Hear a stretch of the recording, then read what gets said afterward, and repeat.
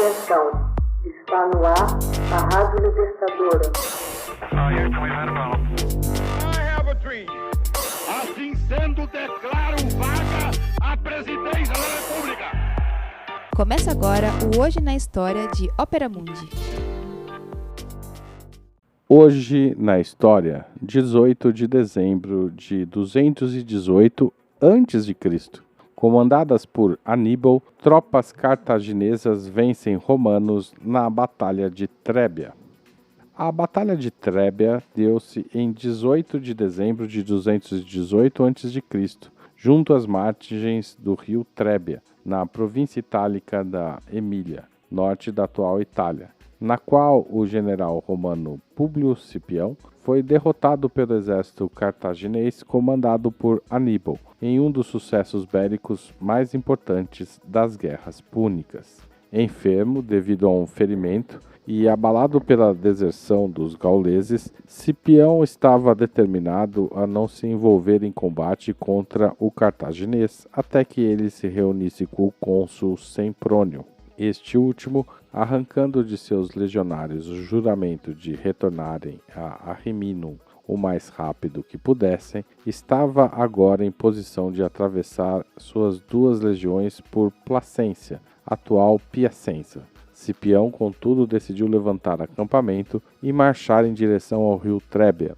Esperava acampar às margens do rio e conter os cartagineses até receber reforços.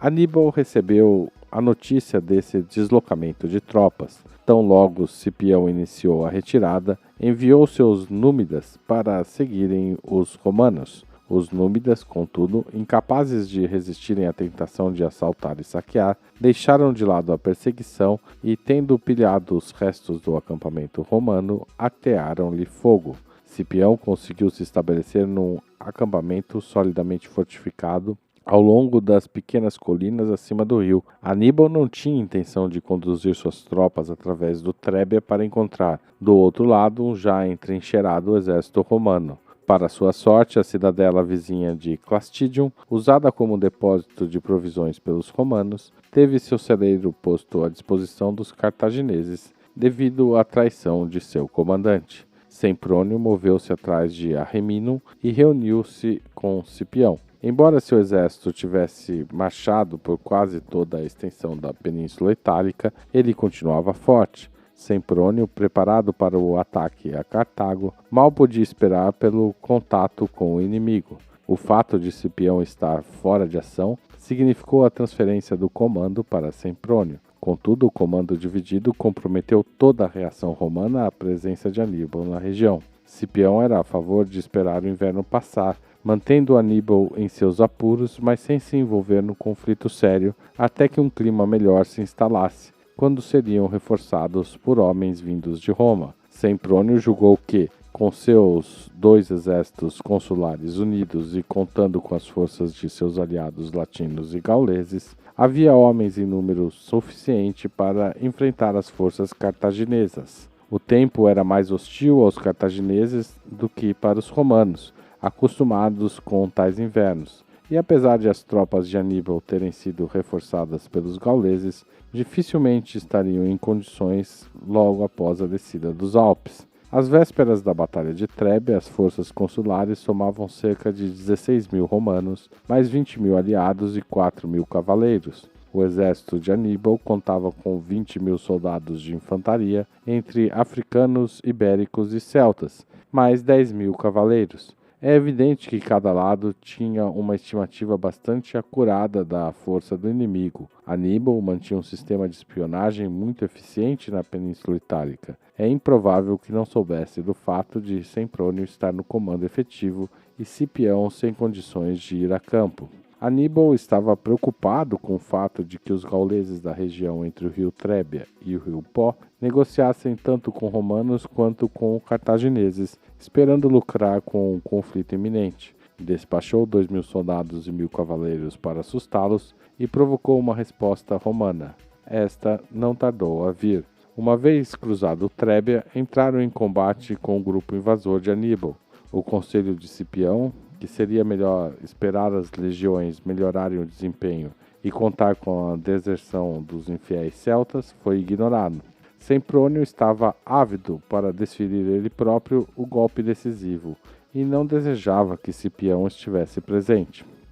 Tudo acontecia de acordo com os desígnios de Aníbal e sua visão da situação era semelhante à de Cipião. Sobre o moral dos homens de Aníbal, Políbio sabiamente comentou que, quando um general traz seu exército para um país estrangeiro, sua única fonte de segurança consiste em manter constantemente vivas as esperanças de seus aliados. Como todos os grandes generais, Aníbal sabia fazer a terra trabalhar em seu favor. Treinado desde criança em acampamentos e desde a juventude na guerra, assimilara um especial conhecimento de espaço, densidade e configuração da terra que o cercava, característica rara que o distinguia de outros militares. Ele havia notado, durante sua inspeção do território, entre seu próprio acampamento, no lado ocidental do Trébia, um pequeno curso d'água de margens íngremes com densos arbustos e moitas. Se pudesse atrair os romanos, colocando suas próprias tropas ao norte desse local bem apropriado para uma emboscada, então seria possível esconder tropas na região que apenas esperariam até que passasse o inimigo para atacá-lo pela retaguarda. Aníbal indicou seu irmão Magão para o comando de uma força de 1.000 soldados e 1.000 cavaleiros. As ordens eram deixar o acampamento após escurecer, tomar posições atrás dos arbustos e ali ficarem escondidos até o momento oportuno. Ao amanhecer, todos os cavaleiros númidas que portavam armas leves cruzaram o Trébia. Aníbal prometeu-lhes recompensas se atingissem o resultado esperado.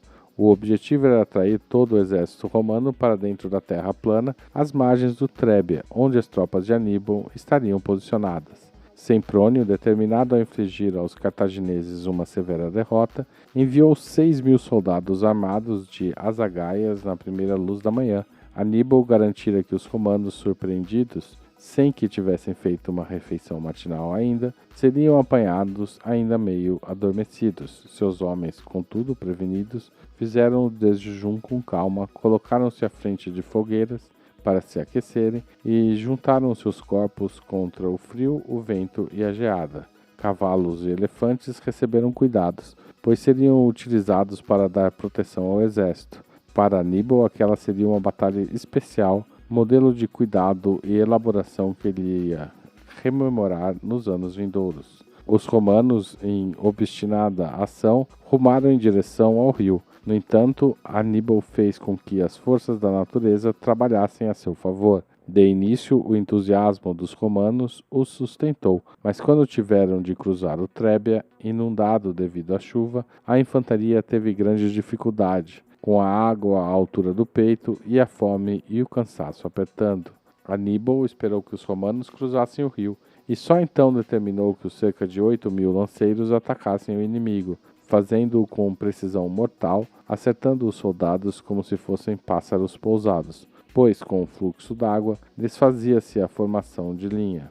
Movendo-se com calma enquanto as forças avançadas despedaçavam os romanos, as tropas de Aníbal tiveram tempo de se posicionar, com os elefantes despontando à frente dos cavaleiros, numa visão atemorizante para os romanos. Semprônio avançou contra o inimigo, marchando a passo lento. Os romanos haviam gasto a maioria de seus projéteis de arremesso contra o selvagem primeiro ataque dos númidas. Assim que as forças opostas entraram em combate, a cavalaria cartaginesa direcionou seus ataques para ambos os flancos do inimigo, investindo vigorosamente.